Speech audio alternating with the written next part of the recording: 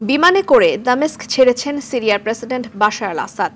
তার এই অবসান সিরিয়ার ইতিহাসে এক নতুন অধ্যায় সূচনা করেছে বলে জানিয়েছে বিদ্রোহীরা।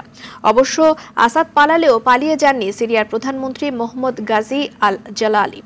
এদিকে বিদ্রোহীদের সঙ্গে দেশটির জনগণ রাস্তায় এসে আনন্দ উল্লাস করেছেন। বিস্তারিত রাকিব হাসানের রিপোর্ট।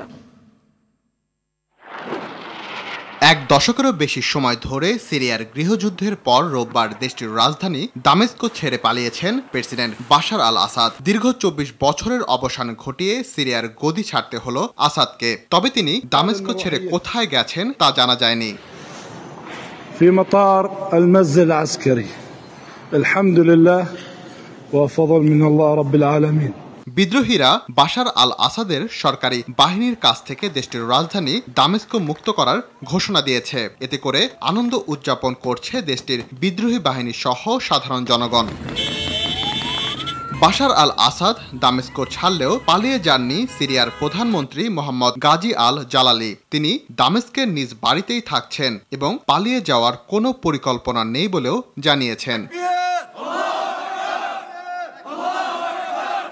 সোশ্যাল মিডিয়ায় শেয়ার করা বেশ কিছু ভিডিওতে দেখা যায় দেশটির সাইদনায়া কারাগার থেকে হাজার হাজার বন্দীকে মুক্ত করা হয়েছে। আসাদের বিরোধীদের নির্যাতন শিকার হয়েছিলেন তারা, যাদের বেশিরভাগই মৃত্যুদণ্ডের আসামি ছিলেন। দেশটির সরকারি রেডিও ও টেলিভিশন ভবন দখল করে নিয়েছে সশস্ত্র যোদ্ধারা। বাশার আল আসাদের পতন সিরিয়ার জনগণের বিজয় উল্লাসকে স্বাগত জানিয়েছেন মুসলিম বিশ্বের তীর্থস্থান কাবা শরীফের ইমাম শায়খ ইয়াসির আদ দাওসারি। তিনি সিরিয়া সহ পৃথিবীর সব দেশের নিপীড়িত জনগণের জন্য দোয়া করেন।